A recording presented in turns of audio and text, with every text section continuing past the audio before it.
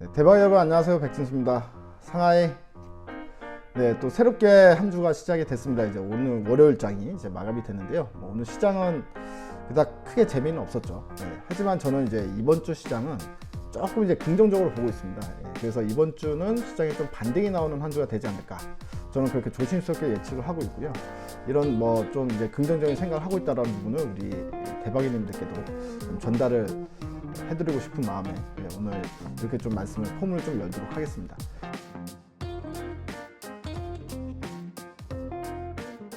시장이 좀 좋아질 만한 이유가 뭐가 있는지, 그리고 그러면 시장이 좋아질 때 어떤 업종들이 또 이제 강세를 보일지, 뭐 그런 부분들에 대한 이야기를 좀 진행을 해볼 텐데요. 먼저 시장을 좋게 보는 이유는 이번 주 13일 날 CPI, 미국에서 CPI가 소비자 물가지수가 이제 발표가 되죠. 이 부분과 좀 연결지어서 좀 생각을 해보고 있어요. 먼저 지난주 금요일 날 미국에서 고용지표가 나왔습니다. 고용지표가 나왔는데 고용지표는 상당히 긍정적으로 잘 나왔어요. 고용이 잘 일어나고 있다, 이런 걸 좀 시장에 확인을 시켜준 하루였는데요.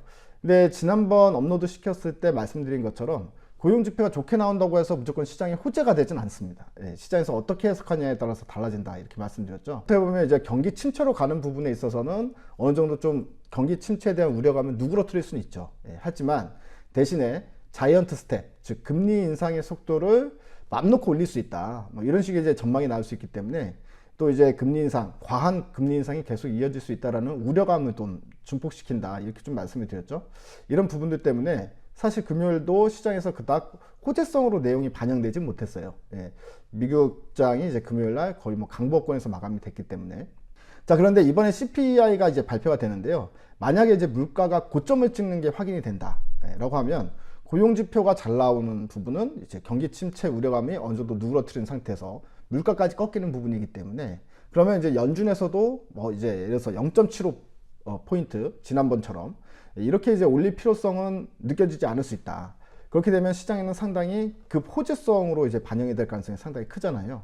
때문에 이번 CPI 지수가 수치가 상당히 좀 예상치보다 낮게 나오길 좀 기대를 하고 있는 부분인데, 그래도 지금 다행인 부분이 뭐냐면 예상치가 좀 높게 잡혀 있는 것 같아요. 제 기준으로 봤을 때는 이번에 6월 CPI 상승률이 지금 컨센서스를 보게 되면요, 일단 이코노미스트들 대략적으로 6월달 CPI가 8.8% 상승세로 지금 컨센이 잡혀 있는 상황입니다. 그리고 스위스투자은행 같은 경우, UBS 같은 경우에는 9%를 이제 내놨습니다. 자, 지난번 5월에 8.6%가 나왔잖아요. 그래서 8.6%인데 이번 예상치가 8.8% 이렇게 지금 컨센이 형성돼 있다면 일단은 5월 달보다 더 높을 것으로 예상을 하고 있는 부분인데, 그동안에 이제 원자재 가격이 떨어졌고 또 최근에는 이제 에그플레이션이라고 그러죠. 농산물 가격도 고점에서 조정이 나타나고 있어요. 이 때문에 제가 봤을 때는 오히려 8.6보다 덜 나올 수도 있다, 뭐 이런 좀 생각이 좀 들거든요. 그리고 어쨌든 컨센 자체가 그래도 어느 정도 높은 수준에서 지금 정해져 있기 때문에 8.8%까지는 나와도 시장에서 크게 우려하는 범위는 아니라는 그런 식의 해석이 가능해 보여요. 그렇기 때문에 CPI 지수가 8.8%나 9% 이하, 즉 9%를 넘어가지 않는다면 기본적으로 시장에서는 이제 자이언트 스텝에 대한 우려감도 어느 정도 누그러뜨리고, 그리고 이번 고용지표를 확인했다시피 경기 침체에 대한 우려감도 어느 정도 누그러뜨리면서 시장이 이제 과매도권이다라는 인식이 확 퍼질 수 있다는 거죠. 그러면서 시장이 쭉 올라올 수 있는, 단기적으로 올라올 수 있는 그런 모멘텀으로 작용할 가능성이 저는 크다고 봅니다. 그 이면에는 제가 봤을 때는 CPI가 이번 6월 달에는 그렇게 크게 상승세가 나타날 것 같지 않다. 잘하면 5월 달이랑 비슷한 수치 8.6이거나 아니면 그보다 아래의 수치가 나올 수도 있다. 그러면 시장은 아주 화답을 하지 않겠냐, 이렇게 좀 기대를 하고 있는 부분이고요. 그리고 높게 나온다고 하더라도, 제 예상을 벗어나서 높게 나온다고 하더라도 그래도 컨센서스 범위 안에서 수치가 나오지 않겠냐 싶은 생각이 들어요. 이 때문에 일단 뭐 눈으로 봐야 되겠지만, 수치를 봐야 되겠지만, 제가 그냥 이제 느껴지기에는 CPI가 그렇게 높게 나오지 않으면서 시장은 급반등이 나올 수 있는 가능성이 있지 않을까. 그래서 이제 좀 많이 우리 대바님들 기다리셨는데요. 그래도 좀 상승 같은 상승이 나와야죠. 그래도 한 뭐 800포인트 이상까지 치솟는, 그리고 연달아서 좀 3, 4일간 이상 좀 올라갈 수 있는 그런 모멘텀이 좀 확보가 돼야 될 텐데, 그게 바로 CPI가 기점이 되지 않을까, 한번 기대를 해보도록 하겠습니다. 자, 그리고 그러면은 시장이 반등이 나올 때 이제 어떤 쪽에 관심을 가져야 될까라는 부분인데요. 이번 주말 동안에 나온 소식들 중에 이제 가장 눈에 띄는 소식들은 사실 이제 코로나와 관련된 소식들이었습니다. 확진자가 다시 급증하고 있다는 소식이죠. 이제 국내에서도 이미 이슈화가 됐는데 지금 뭐 매주마다 2배 이상씩 확진자가 증가를 하면서 다시 이제 우리도 이제 10,000명대 이상으로 확진자가 나타나고 있고요. 이게 우리나라는 이제 뭐 다 한 번씩 코로나에 걸렸거나 이런 상황이지만 또 시간이 지나면서 다시 또 이제 새로운 변이가 침투하면서 다시 또 코로나 걸렸던 사람들이 다시 또 걸리는 이런 현상들이 좀 나타날 거다라고 우려를 하고 있는 상황인데요. 이게 주말에 뉴스를 보니까 우리나라에서만 나타나는 현상이 아니라 전 세계적인 현상이라고 합니다. 또 전 세계적으로 다시 코로나 확진자가 급증하고 있다는 소식이니까 이와 관련해서 지금 현재 바이오주들이 전부 다 바닥권에 다 떨어져 있는 상태죠. 진단키트 관련주들도 이제 오늘 시장에서는 바닥권에서 급반등이 나왔거든요. 그리고 이제 백신 관련주, 그리고 치료제 관련주들, 치료제 관련주들 같은 경우에도 오늘 한국 BNC가 미국 FDA에 긴급 사용 신청을 했다라는 소식으로 인해서 오늘 상한가에 들어가는 모습이었습니다. 그리고 백신 관련주들도 다시 또 살아날 수 있는 여지가 생기죠. SK 바이오사이언스도 지금 국내에서 처음으로 국산 백신 식약청에서 이제 승인을 받았잖아요. 그 이후에 주가가 바닥권에서 그래도 어느 정도는 올라오는 모습이 나타나고 있고, 그리고 여러분들 아시다시피 에스팜도 백신 관련주로 또 엮일 수 있습니다. 그래서 에스팜도 앞으로 좀 주가가 상당히 좀 기대를 해볼 수 있는 상황 아닌가 이렇게 좀 생각이 되어지고요. 그리고 실적과 관련해 가지고 현대차하고 기아차가 상당히 이제 어닝 서프라이즈가 나올 가능성이 있다, 이런 또 오늘 소식도 나왔습니다. 한국투자증권에서 리포트가 나왔는데요. 현대차 같은 경우에는 이번 2분기 영업이익이 예상치보다, 즉 컨센서스보다 10% 이상 증가할 가능성이 있다, 뭐 이렇게 좀 전망을 했고요. 기아는 더 큽니다. 기아차 같은 경우에는 2분기 때 깜짝 엄청 깜짝 실적이 나올 거다라고 좀 전망을 했거든요. 마찬가지 한국투자증권에서 이야기를 했습니다. 기아의 2분기 영업이익이 2조 2,400억대로 이제 나올 것이다. 컨센서스 대비해서 거의 30% 가까이 증가한 수치가 나올 거다라는 부분인데요. 기아가 분기 영업이익 보게 되면 1분기 때 1조 6천억이 나왔거든요. 근데 2분기 때 2조 2,400억이 나온다. 그러니까 사상 최대 분기 실적을 다시 갱신을 하는데 그 갱신의 수치가 상당히 크다. 그리고 컨센서스보다 30% 정도 더 큰 영업이익을 발표를 할 것이다 라는 부분입니다. 그래서 이 실적들이 현대차나 기아차 같은 경우에는 여건이 상당히 힘들었잖아요. 일단 반도체 수급 문제도 상당히 힘들었었고 여러 가지 이제 문제들이 있었는데도 불구하고 이 정도의 실적을 보여준다면 현대차와 기아차도 주가가 바닥권에 있잖아요. 그렇기 때문에 대형주 중에서는 상당히 좀 빠르게 관심을 받을 수 있는 여지가 생긴다. 그리고 시장이 올라온다면 당연히 성장주 섹터가 이제 올라오기 시작하는데 거기에 현대차, 기아차 실적까지 좋게 발표가 된다면 이제 오히려 시장의 관심을 한 몸에 받을 수 있는 그런 어떤 여건이 형성되지 않겠냐, 이렇게 좀 우리가 유추를 해볼 수 있을 것 같아요. 그래서 이 현대차, 기아차도 관심 있게 보면 좋을 것 같은데 특히나 저는 기아차가 더 좋아 보입니다. 왜냐하면 기아차가 실적 성장 속도가 훨씬 더 빠르고 더 높기 때문에요.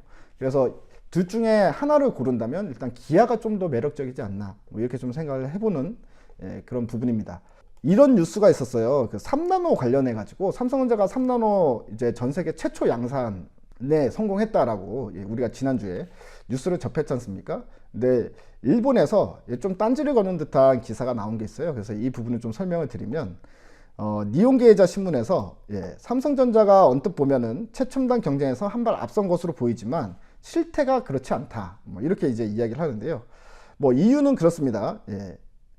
여기서 이제 니케이 신문에서 이제 삼성전자를 한마디로 이제 까는 이유를 한번 들여다 보니까 어떤 고객사가 지금 현재 이 3나노 수주를 넣었는지를 공개를 하지 않기 때문에 그렇다, 이런 말도 안 되는 소리를 하는데요. 어떤 업체든 간에 수주를 줄 때 비공개를 기본으로 해요. TSMC에 애플이 수주 줄 때도요, 애플한테 수주 주는 거 말하지 말라 그래요. 마찬가지로 삼성도 그 전에도 수주를 받을 때 처음에는 사람들이 일단 공공연하게 알기 전까지는요, 일단은 수주 상대방이 누군지 안 밝히는 게 일단 계약의 기본 아닙니까? 요즘엔 다 그렇게 식으로 계약을 하기 때문에 그게 이유가 된다는 게 참 어떻게 보면 일본이 한국에 대한 질투심이 그게 다랬구나, 저는 그렇게밖에 좀 생각을 할 수 없고요. 또 한 가지 이유를 보게 되면 3나노 반도체 생산 장소가 평택 공장, 여기가 대규모 양산을 하는 평택 공장이 아니라 제조하고 기술 개발을 겸하고 있는 화성 공장 쪽이었다. 그렇기 때문에 아마 아주 작은 규모의 양산이 아니냐, 뭐 이런 이제 추측을 내놨다. 그러면서 이제 니케이 신문이 이제 삼성전자 3나노에 대해서 일단 그 의미를 상당히 좀 깎아내리는 모습이었는데요. 당연히 3나노 처음 출시하자마자 수율이 50% 이상 나올 수 있겠습니까? 그거는 이미 초미세 공정에서는 이전부터 있었던 현상인데요. 처음에 이제 수율이 30%가 안 나와요. 그러다가 시간이 지나면서 계속 찍어내면서 40%, 50%, 60% 이렇게 끌어올리는 방식으로 가거든요. 그건 TSMC도 그렇고 삼성전자도 마찬가지인데, 당연히 3나노 세계 최초 양산을 했다고 해가지고 무조건 수율이 50% 이상이다라고 기대한 사람은 아무도 없다. 당연히 수율이 얼마 안 나올 거고, 지금은 아마도 이들 말처럼 아주 작은 규모의 양산을 하고 있겠죠. 그리고 이제 시간이 지나면 이제 양산량이 이제 늘어난다.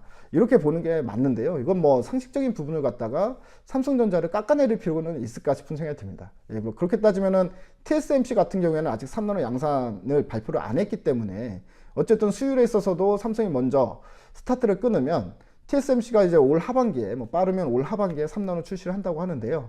3나노 출시했을 때 과연 TSMC가 무조건 삼성을 이긴다, 능가한다라는 식의 이런 내용은 제가 봤을 때는 좀 너무 깎아내리기 위한 그런 이제 기사 아닌가. 특히나 이 기사가 일본에서 나왔다는 점이 저는 오히려 더 그 삼성전자 3나노에 대해서 신뢰도를 깎아먹는 기사는 아니지 않나 싶은 생각이 듭니다. 아무튼 뭐 이런 내용이 나와서 이제 보게 되면요, 여기서 한 가지 또 새로운 소식이 나왔는데, 전 세계에서 탑4 장비 업체들이 한국에 생산 시설을 짓는다, 뭐 이런 이제 기사가 있었어요.